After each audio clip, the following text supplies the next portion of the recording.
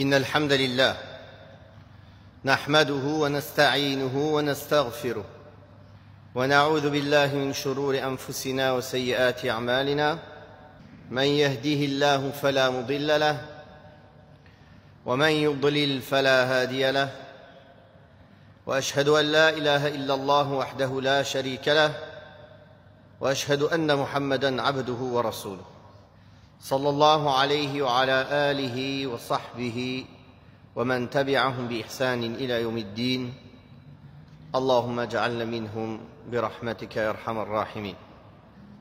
Nous continuons l'explication du livre Manhaj al-Salikin de Cheikh al-Sa'di rahimahullah. La fois dernière, nous avons parlé de la dot.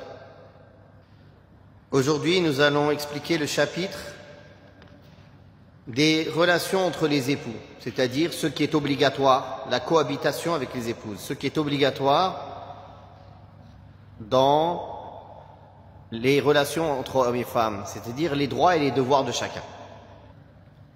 Le cheikh a commencé ce chapitre par un point général sous lequel toutes les obligations et les devoirs sont réunis. Il a dit: il incombe à chacun des deux conjoints de cohabiter avec l'autre selon les règles de la bienséance, en étant de bonne compagnie, en s'abstenant de causer un préjudice ou de tarder à s'acquitter de ses obligations vis-à-vis de l'autre. Donc, avec cette phrase-là, il a résumé la manière générale de se comporter pour l'époux envers son épouse et l'épouse envers son époux. Premièrement, il a dit cohabiter avec son conjoint selon les règles de bienséance, c'est-à-dire avec politesse, selon ce qui est communément reconnu comme être bien, et en étant de bonne compagnie. En étant de bonne compagnie. Donc ceci revient au comportement, la manière de vivre et de se comporter avec l'époux ou l'épouse, en s'abstenant de causer un préjudice. Il est interdit aux musulmans de causer un préjudice à qui que ce soit. Alors que dire à son conjoint?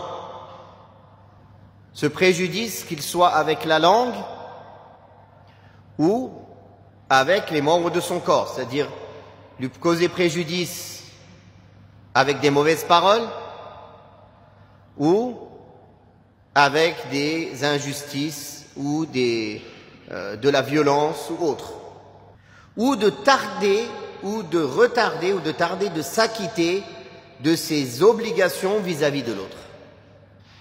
Les obligations de l'homme et de la femme, chacun vis-à-vis de l'autre, sont déterminées tout d'abord par le Coran, la sunna du prophète sallallahu alayhi wa sallam, l'unanimité des savants, puis les bonnes coutumes, les us et coutumes. Car dans le Coran, quand Allah tabaraka wa ta'ala a demandé aux hommes de bien se comporter avec les femmes, il a dit wa'ashiruhunna bil ma'ruf wa lahunna mithlu alladhi alayhinna bil ma'ruf. Il a ramené cela à ce qui est communément reconnu comme bien, c'est-à-dire aux bonnes coutumes, aux us et coutumes. Donc c'est plus large que certaines règles citées dans le Coran. Mais on peut résumer les règles essentielles, les devoirs essentiels de l'homme vis-à-vis de la femme, à trois. Sous ces trois, chacune de ces trois-là ont des sous-chapitres. Le premier, les dépenses. Il est obligé de dépenser pour les besoins essentiels de sa femme. Donc sous les dépenses, on pourrait parler de l'habitation, de qu'est-ce qui est obligatoire comme dépense dans les vêtements, dans la nourriture, dans le niveau de vie. Ça, il va y avoir un chapitre plus tard où le cheikh il parle des dépenses. Mais en résumé, ce sont les choses essentielles qu'une personne a besoin. Donc l'habitation, le fait de se vêtir, le fait de se nourrir, les dépenses nécessaires pour que sa vie soit préservée, son honneur soit préservé. Les dépenses supplémentaires ne sont pas obligatoires. Les voyages, les cadeaux, des ustensiles de maison qui ne sont pas des ustensiles de première nécessité, des choses supplémentaires. S'il le fait, c'est bien, s'il y a un intérêt dedans. S'il ne le fait pas, il n'a pas un péché et il n'a pas manqué à son devoir. Parce qu'aujourd'hui, on va recevoir des plaintes de beaucoup de femmes. Mon mari ne dépense pas pour moi, c'est un radin. Quand on rentre dans les détails, c'est quoi? Il ne m'emmène pas en voyage tous les mois. Ah, d'accord. Il ne m'achète pas des vêtements tous les 2 mois. Il ne m'achète pas les sacs, les derniers sacs sortis à 10 000 € le sac. Ça, on pourrait même dire que c'est haram peut-être. C'est du gaspillage. Donc, des dépenses, c'est un titre qui est vaste comme ça. Malheureusement, aujourd'hui, beaucoup de femmes croient les dépenses, ça veut dire tout ce que j'ai envie. S'il ne m'achète pas tout ce que j'ai envie, mon mari, il n'a pas fait son devoir. Donc, je dois lui faire la guerre, parce qu'il n'a pas acheté tout ce que j'ai envie. À chaque fois qu'elle fait des caprices, il faut qu'il cède. Sinon, tu n'es pas un homme, tu ne te charges pas de mes dépenses. Non, c'est pas ça. On parle des dépenses essentielles. Maintenant, l'homme aussi doit être généreux. Les dépenses sont un moyen d'acheter le cœur de ta femme, de tes enfants, pour que derrière tu puisses être plus dur sur le halal et le haram. Donc si tu es dur sur tout, et derrière après tu es négligent sur les ordres d'Allah et les interdictions, tu n'as rien gagné, tu n'as rien compris. Il vaut mieux que tu sois ferme sur les ordres et les interdictions et que tu fais preuve de largesse dans les dépenses licites pour qu'il se sente à l'aise, comme un ami. Quand tu lui fais des cadeaux, quand tu es généreux avec un ami, comment il est avec toi? N'importe quel moment où tu auras besoin d'un service, il sera le premier à être là, n'est-ce pas? Alors, comment ton épouse? Malheureusement, il y a des frères, ils sont très généreux avec leurs amis, ils sont très généreux avec parfois leurs parents, c'est bien, il faut être très généreux avec ses parents, mais ils sont très avares avec leurs épouses. Il est marié avec elle, il a des enfants avec elle, mais il la considère encore comme une barraniya, comme une étrangère. Il lui fait pas confiance, il fait pas de dépenses pour elle, il ne lui fait pas de cadeaux, il ne fait rien pour la rendre heureuse. Donc ça aussi, c'est une erreur dans cette époque où le dunya, les portes de dunya sont ouvertes à tout le monde. C'est une erreur pour celui qui a les moyens d'être avare avec son épouse. Mais à juste mesure. Quand il voit qu'elle mérite, il lui fait des cadeaux. Quand il voit qu'il est en train de la gâter, il arrête. Il voit que s'il continue à lui faire des cadeaux, elle va toujours en vouloir plus, il arrête. Donc s'il voit qu'elle mérite, elle est reconnaissante, il lui donne. S'il voit qu'elle est ingrate et qu'elle en veut toujours plus, il lui donne pas. Il l'éduque. Il lui donne quand elle mérite, comme un enfant. Quand un enfant, on voit qu'il est reconnaissant, il connaît la valeur du cadeau ou des gentillesses qu'on a envers lui, on continue. Quand on voit que ça fait un effet contraire, ça le rend gâté pourri, on ferme toutes les valves. On le serre, on le punit, jusqu'à ce qu'il reprenne le droit chemin et qu'il connaisse la valeur du cadeau. Hakada. Donc, les dépenses. Deuxième, elle m'habite. Elle m'habite, ça aussi, ça comprend plusieurs sous-chapitres. Dormir avec elle. Au moins une fois toutes les 4 nuits. Qu'il soit polygame ou non.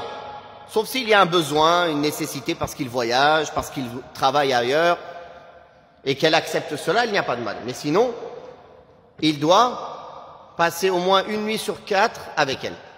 Qu'il soit polygame ou non. Minimum. Et le troisième, c'est le qisma, le partage. Ça, c'est seulement pour les polygames. C'est-à-dire qu'il doit être il doit être équitable dans le partage du temps, des nuits, des nuitées, des journées aussi, mais c'est pas pareil dans les journées. C'est-à-dire, si dans la journée, il a besoin d'aller voir ses enfants, ou il va chez l'une autre épouse pour un besoin, et il sort, il n'y a pas de mal, c'est pas comptabilisé. Mais si par contre c'est pour aller et donner plus de droits à l'une plutôt qu'à l'autre, là dans ce cas-là il n'a pas le droit. Il doit être équitable. Donc voilà les 3 devoirs principaux de l'homme. Sous ces devoirs principaux, il y a le reste. La bonne compagnie, ne pas la surcharger de choses au-dessus de sa capacité, etc., etc. Tout ça, ça rentre là-dedans. Mais les savants résument les devoirs de l'homme en ces 3. La dépense, la nuitée, elle m'habite, passer la nuit avec elle, et el-qisma, le partage si il est polygame. Pareil, les devoirs de la femme sont nombreux vis-à-vis de l'homme, mais on les résume, les 2 principaux sont 2. Les 2 principaux devoirs sont 2. أن تمكنه من نفسها والاحتباس. Qu'elle ne s'empêche pas de s'adonner à lui et qu'elle ne sorte pas sans son autorisation, que ce soit pour un voyage ou pour sortir. Qu'elle reste à la maison, sauf avec son autorisation, s'il y a un intérêt. Il y a d'autres devoirs, comme les devoirs de la maison, etc., comme on va le voir, et la bonne compagnie et les bonnes paroles, comme pour l'homme, pour les 2. Donc il y a des devoirs qui sont communs. Là, ici, on n'en a pas parlé. Là, on parle des devoirs spécifiques à chacun des 2 époux.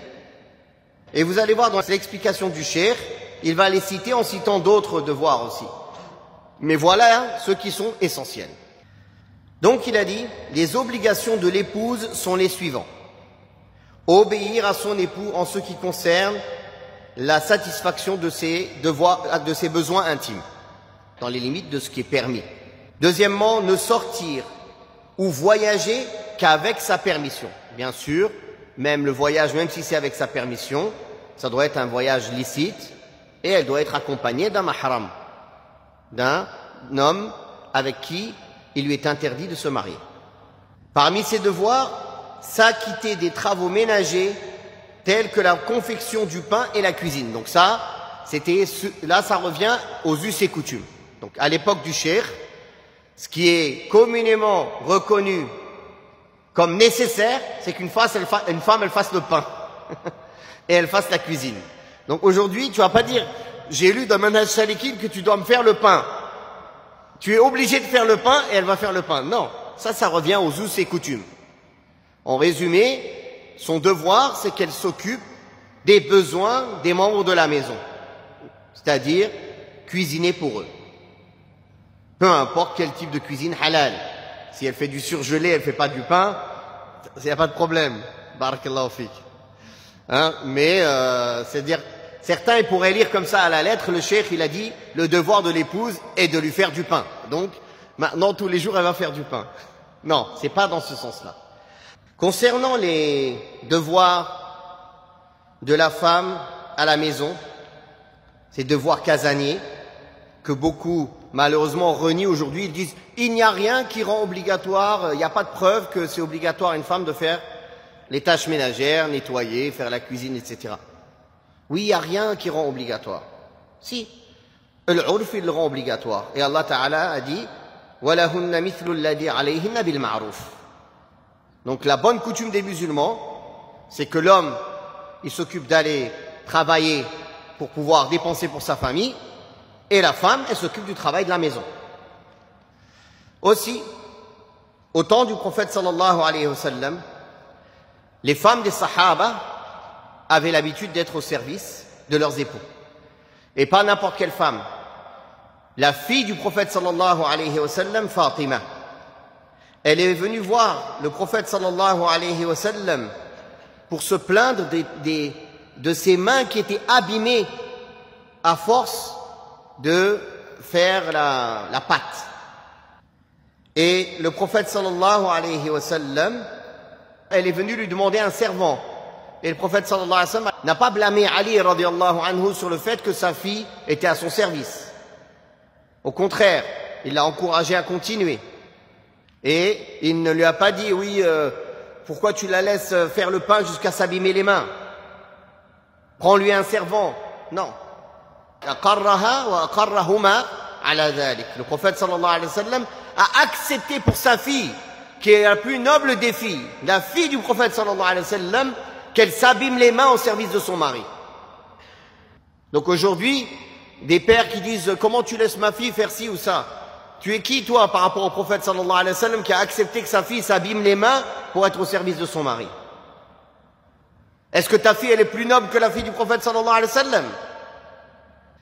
Aussi, Asma, la fille d'Abu Bakr al-Siddiq radiyallahu anha a dit « Zubayr m'a pris en mariage et il n'avait personne parmi les servants pour lui rendre service. Alors, et il avait un cheval. Alors c'est moi qui m'occupais de son cheval. C'est moi qui m'occupais de son cheval, de lui donner à manger, de lui donner à boire. Et aussi, je faisais le pain pour lui.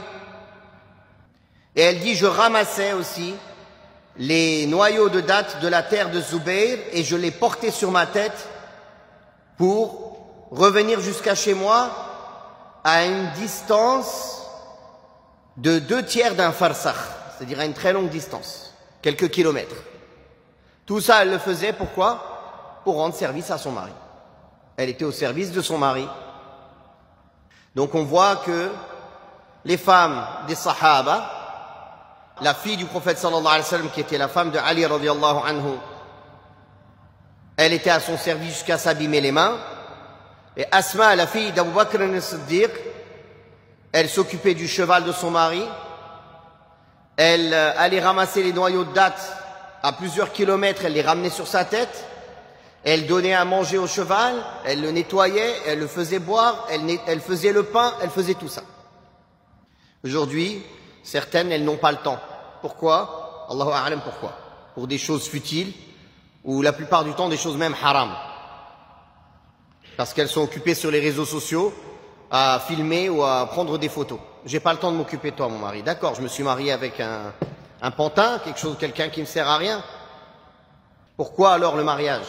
S'il n'y a pas une entraide, l'homme il va s'occuper des affaires extérieures et la femme elle s'occupe des affaires intérieures et ils s'entraident entre eux. Pourquoi alors le mariage?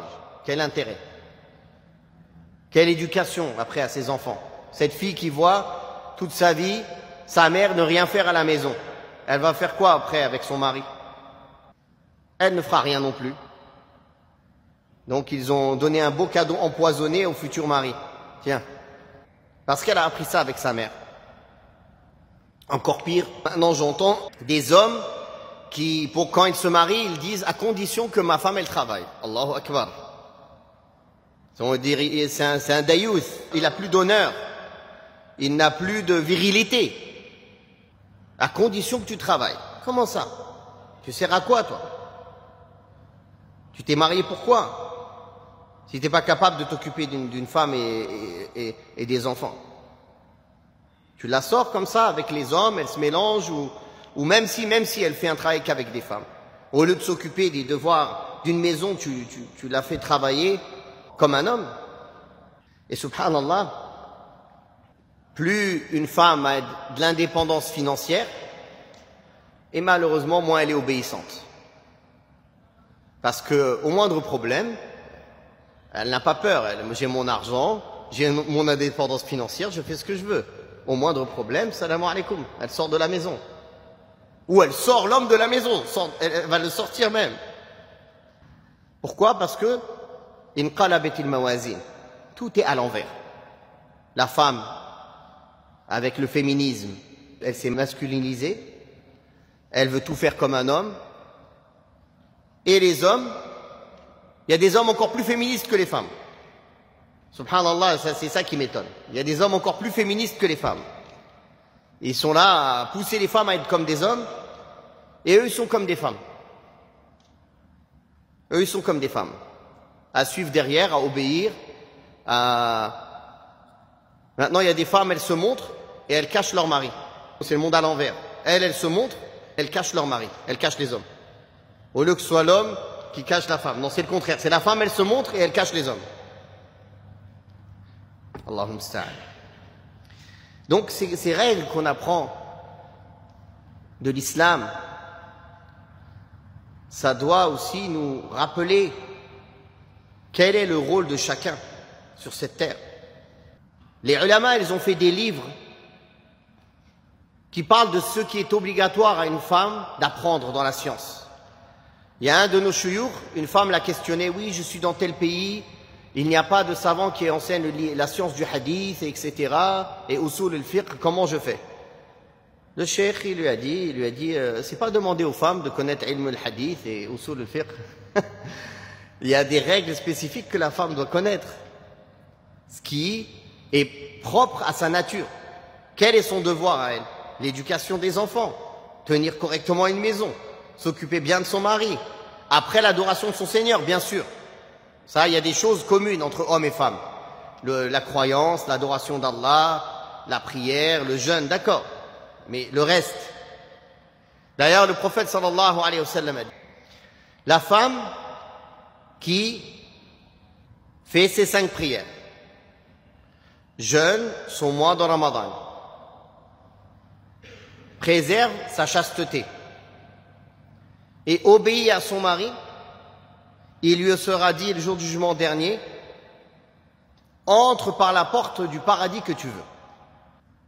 Elle prie ses prières, elle jeûne son mois, elle préserve l'honneur de son mari et sa chasteté à elle, et la chasteté de son mari d'ailleurs aussi, et elle lui obéit.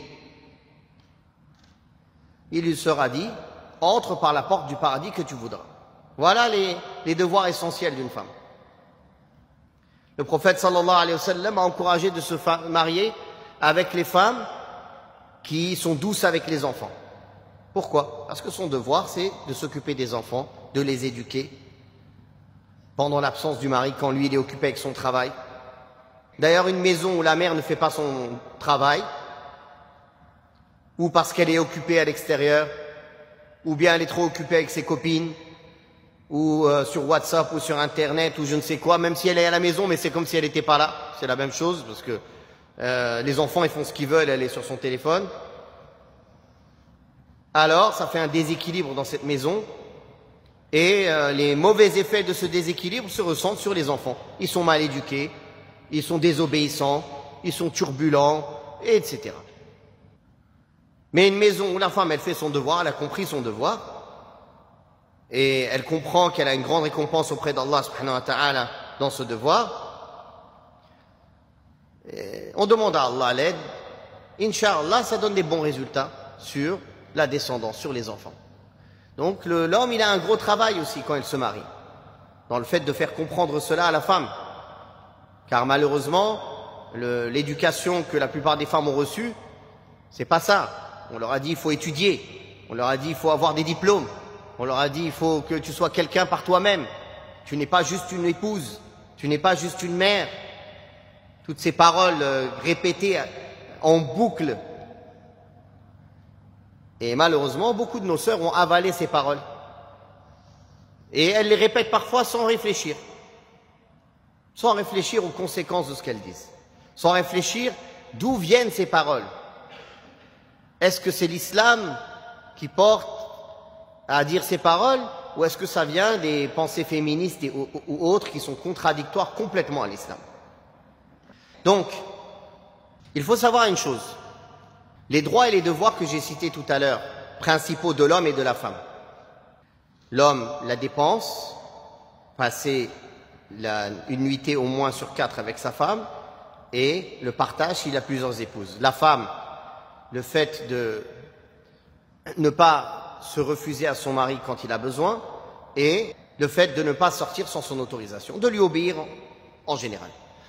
Si l'un des deux époux ne donne pas son droit à l'autre époux, dans ces choses que l'on vient de citer, alors où il ne fait pas son devoir vis-à-vis de l'autre époux par rapport aux choses que l'on vient de citer, alors il n'est pas en droit de demander son dû à l'autre époux. Par exemple, une femme sort de chez elle comme elle veut sans demander l'autorisation de son mari. Elle vient voir un juge musulman, elle dit « Mon mari, il ne fait pas les dépenses pour moi. » Le juge, il dit « Il a le droit. Puisque tu lui obéis pas, et puisque tu sors sans lui demander l'autorisation, il est en droit de te priver de tes droits, toi aussi. Jusqu'à que tu lui donnes ses droits, et après il te donnera. » Vous avez compris ça? Dans le sens contraire. Un homme ne dépense pas les dépenses obligatoires pour sa femme, selon la bonne coutume et les bonnes mœurs. Selon ses capacités, bien sûr. Et après, il vient se plaindre qu'elle ne lui donne pas ses droits. Alors, elle est en droit aussi, elle, puisque il ne fait pas son devoir, de ne pas, par exemple, de se refuser à lui, jusqu'à ce qu'il fasse ses devoirs. Vous avez compris? C'est important de comprendre cela. Les droits et les devoirs essentiels que l'on vient de citer sont liés. Celui qui ne donne pas qui ne fait pas ses devoirs n'est pas en droit de demander ses droits. Tu veux demander tes droits, fais tes devoirs. Le minimum. On ne parle pas du surplus, des choses supplémentaires. Les choses supplémentaires, non, elles ne permettent pas cela. C'est pas chaque chose que la femme, elle fait qui ne plaît pas à l'homme, il dit « Ah, j'arrête de dépenser pour toi ». Non, il n'a pas le droit de faire ça.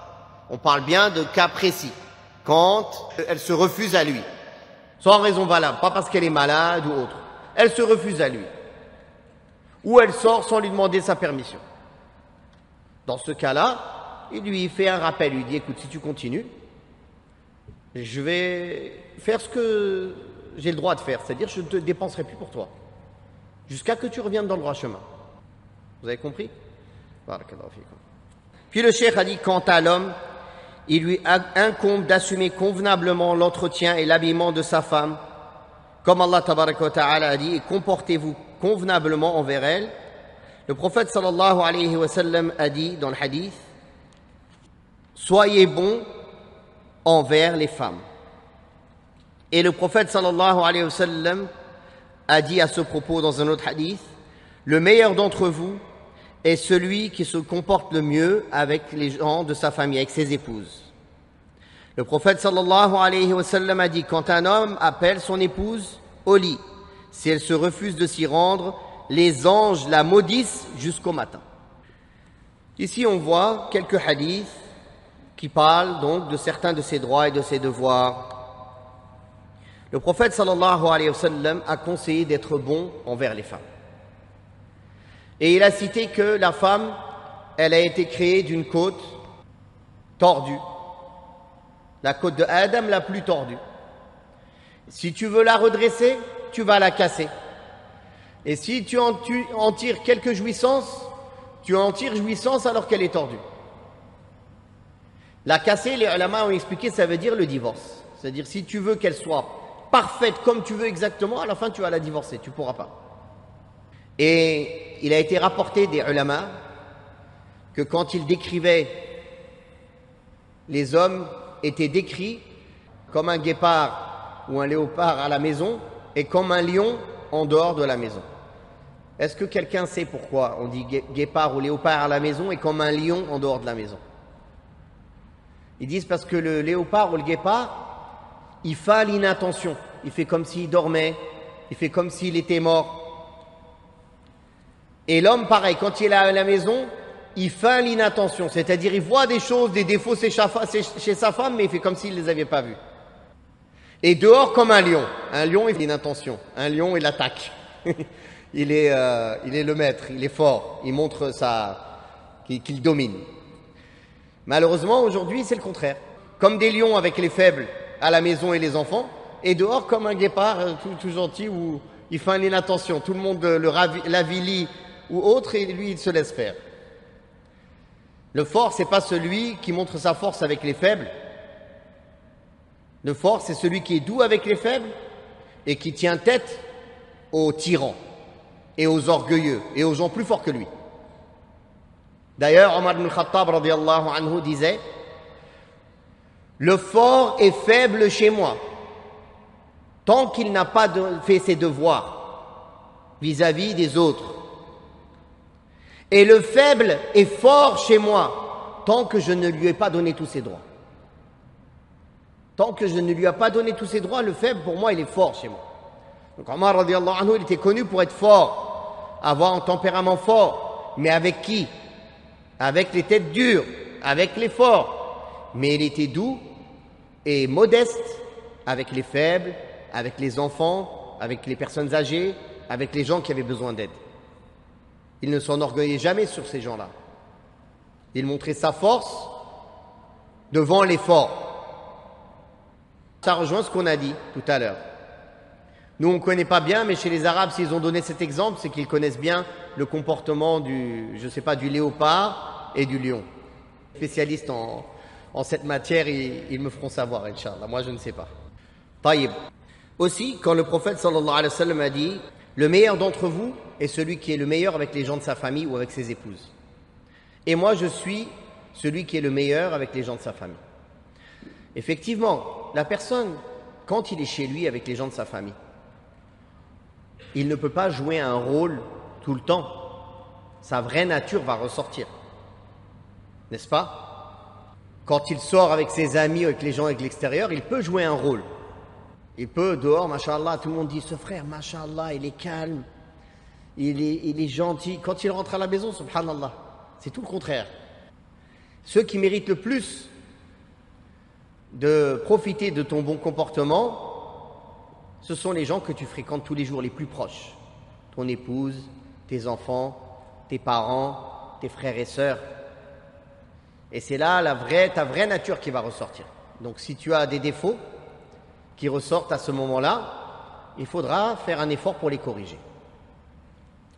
Un autre point essentiel, la base de la bonne entente entre les époux, c'est la miséricorde, le pardon et oublier les fautes et effacer et tourner la page. Si chacun veut absolument prendre ses droits avec force, à la fin, il y aura de l'aversion qui va s'installer entre eux.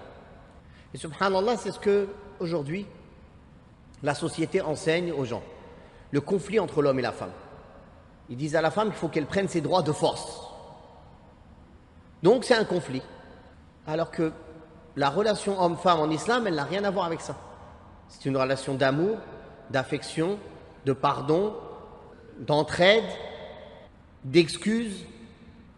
La personne avec qui tu vis tous les jours, c'est celle qui est le plus amenée à faire des erreurs avec toi, car elle te fréquente tout le temps. Et toi, tu es amené à faire le plus d'erreurs avec elle, car tu la fréquentes tout le temps. Donc si entre vous, il n'y a pas de pardon, il n'y a pas d'excuse, il n'y a pas on oublie, on tourne la page, ça ne pourra pas marcher. C'est impossible. Car à un moment ou à un autre, ça va éclater d'un côté ou de l'autre. Ou même si, en apparence, le couple il est là, mais en réalité, leur entente, elle est très faible. Et ça aussi, ça se ressent dans les enfants. Puis le cheikh a dit, il incombe à l'homme de faire preuve d'équité entre ses épouses dans le partage, la pension alimentaire et l'habillement, autant que faire se peut. Le prophète sallallahu alayhi wa sallam a dit à cet effet, quiconque a 2 épouses et penche du côté de l'une d'elles viendra le jour de la résurrection avec un flanc penché. Donc, il est interdit pour celui qui a plus d'une épouse d'être injuste dans le temps partagé, c'est-à-dire chacun il doit lui redonner une nuit, et dans les journées, il passe seulement si besoin chez l'une ou l'autre, si ce n'est pas la journée qui suit sa nuit. Dans les dépenses, bien sûr, on a dit la fois dernière, on considère les dépenses pour la femme, on ne considère pas les dépenses pour la maison en entier. Par exemple, avec une épouse, il a 5 enfants, avec l'autre épouse, il n'a pas d'enfants. Elle lui dit pas, oui, mais tu as une villa à 4 chambres et moi j'habite dans une pièce. Oui, mais les 4 chambres, mon épouse, elle dort pas dans les 4 chambres. Barakallahu fik, elle a une seule chambre. Les autres chambres, c'est pour mes enfants.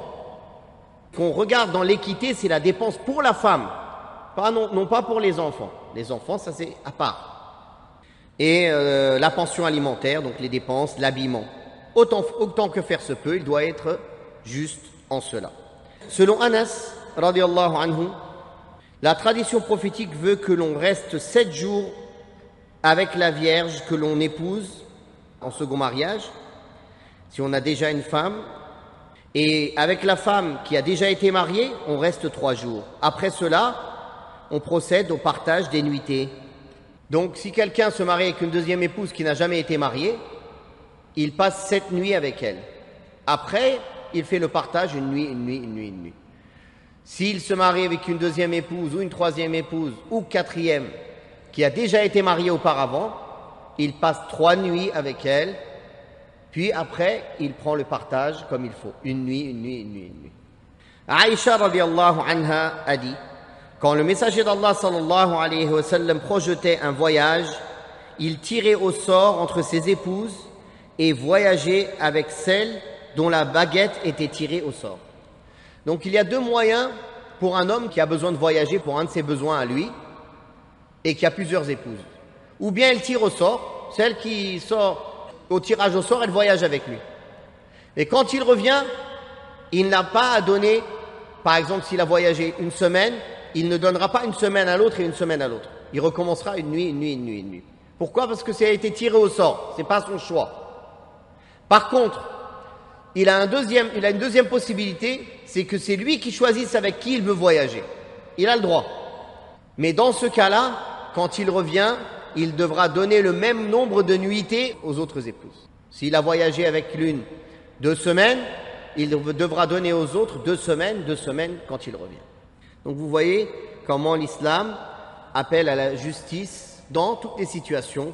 Puis le cheikh a dit, il est permis qu'une femme concède à une autre sa part de nuitée, ou de pension, ou d'habillement, à condition que l'époux y consente. En effet, on sait que Saouda bint Zam'a, radiallahu anha, fit don de ses nuitées à Aïcha, radiallahu anha, raison pour laquelle le prophète sallallahu alayhi wa sallam accordait à Aïcha les propres nuitées de Saouda, ses propres nuitées à elle, et en plus celles de Saouda bint Zam'a. Donc, si un homme a plusieurs épouses et elle dit « je fais cadeau à une telle de mes nuitées », elle a le droit. Ou si elle dit « je fais cadeau tout court de mes nuitées », dans ce cas-là, c'est lui qui verra à qui veut les donner, ces nuitées-là.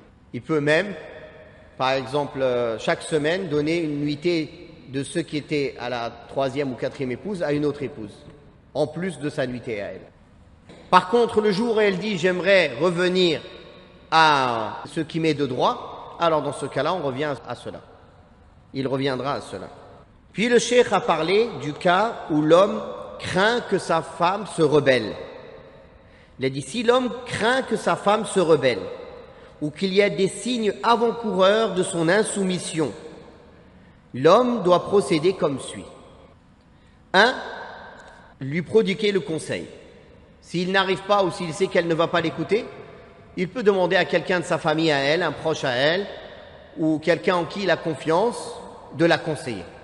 En quoi il va la conseiller? Il va lui rappeler ses devoirs vis-à-vis de son mari, qu'elle ne doit pas se refuser à elle, qu'elle doit lui demander sa permission, qu'elle doit lui obéir, bil ma'rouf, dans les choses convenables, et que si elle ne le fait pas, elle risque de ne plus avoir droit aux dépenses, et elle risque d'arriver au point de pousser le mari à l'exiler, à lui tourner le dos dans le lit, et elle risque même peut-être d'aller plus loin et qu'il puisse la corriger pour cela.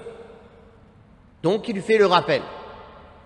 Si elle persiste, il la boude dans le lit, c'est-à-dire il lui donne le dos ou il dort dans une autre pièce dans la maison. Mais dans la maison, il ne sort pas de la maison chez quelqu'un d'autre, dans la même maison. Par contre, il a le droit maximum de ne pas lui parler 3 jours. Après ça, il est obligé de lui parler, même s'il continue à la bouder dans le lit, à lui tourner le dos.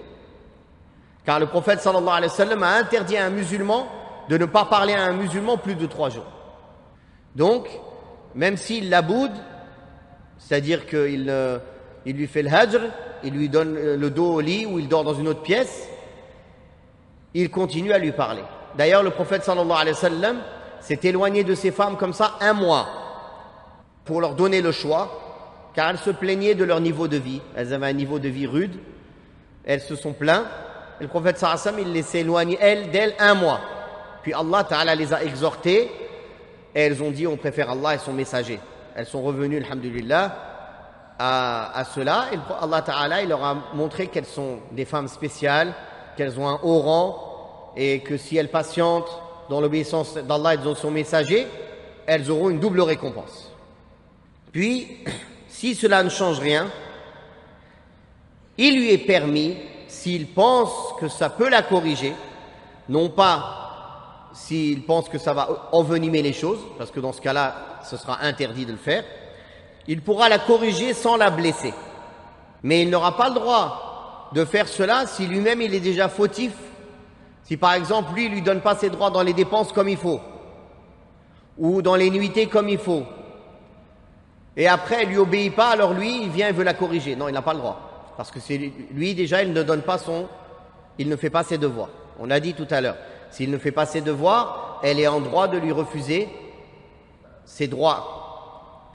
Aussi, le prophète sallallahu alayhi wa sallam avait interdit de frapper les femmes. Dans l'absolu. Lui-même, il n'a jamais frappé une femme. Jamais. Puis, Omar ibn Khattab est venu voir le prophète sallallahu alayhi wa sallam et lui a dit « Oh, messager d'Allah, tu as interdit de frapper les femmes, mais elles sont devenues trop insolentes. » Puis, le prophète sallallahu alayhi wa sallam l'a autorisé, à nouveau. Mais avec, bien sûr, les règles précitées. C'est-à-dire, ce n'est pas des coups pour faire mal. Ce ne sont pas des coups pour faire mal. D'ailleurs, il est interdit de frapper le visage, interdit de frapper le ventre, interdit de frapper fort pour laisser une marque. C'est plus une éducation. C'est comme quelqu'un qui pousse un peu son enfant comme ça, ou c'est pas des coups comme on l'entend aujourd'hui, quelqu'un il frappe comme s'il se battait dans la rue. Ça c'est interdit. Donc le prophète sallallahu alayhi wa sallam l'a autorisé à nouveau, et un grand nombre de femmes sont venues se plaindre dans les maisons du prophète sallallahu alayhi wa sallam. Et le prophète sallallahu alayhi wa sallam a pris la parole et a dit « Un grand nombre de femmes sont venues se plaindre de leurs époux. Ceux-là qui les frappent ne sont pas les meilleurs parmi vous. Ceux-là qui les corrigent ne sont pas les meilleurs parmi vous. » Donc même s'il l'a autorisé dans des limites précises, malgré cela, le prophète sallallahu alayhi wa sallam a enjoint de ne pas le faire, et il a clairement dit que les meilleurs parmi eux ne le font pas, n'y ont pas recours.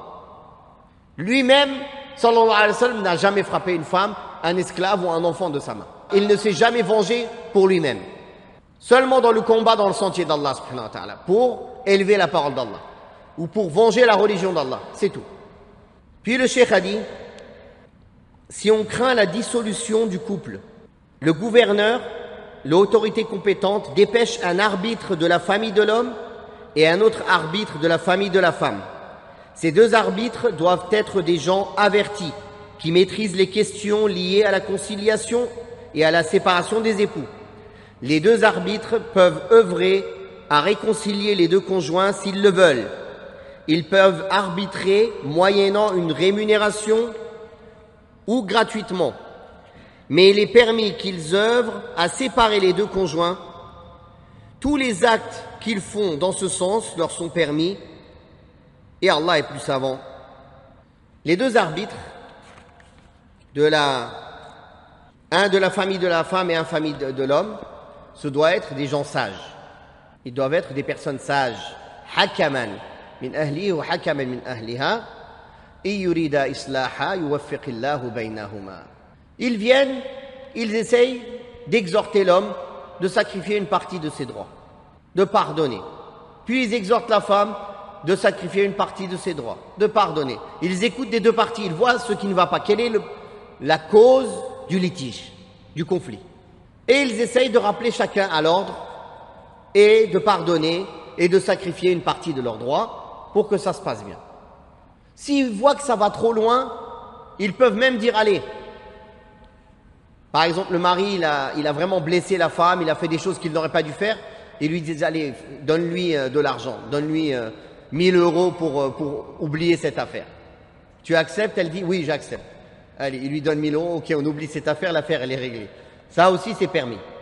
Ou un cadeau par exemple. Allez, emmène-la en voyage et l'affaire elle est réglée par exemple.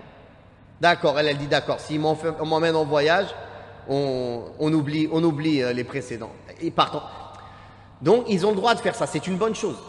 S'ils voient qu'il n'y a pas moyen, ni l'un ni l'autre ne veut faire d'efforts, où ils voient que ce mariage il ne peut pas perdurer.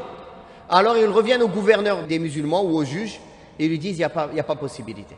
Le juge il regarde, si c'est elle la fautive, il va lui dire combien tu es prête à donner pour te libérer, le khula'. Si c'est lui le fautif, il va l'obliger à divorcer, divorce-la, sans contrepartie. Vous avez compris comment ça se passe? Et c'est ça le rôle des arbitres de chacun de la famille. Malheureusement aujourd'hui les gens, quand ils ont des problèmes, ils ne parlent pas aux gens les plus sages de la famille. Ils parlent aux gens qui viennent rajouter des problèmes.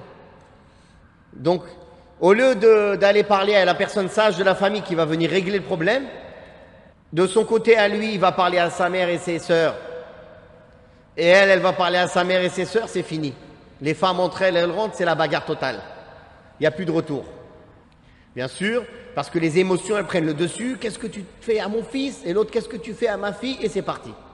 Au lieu d'aller chercher un homme sage de la famille, déjà, qui va essayer d'être objectif, qui va penser à l'intérêt général, qui va pas être là pour dire mon fils ou ma fille seulement, mais juste, il va être là pour essayer d'arranger les choses. D'arranger les choses.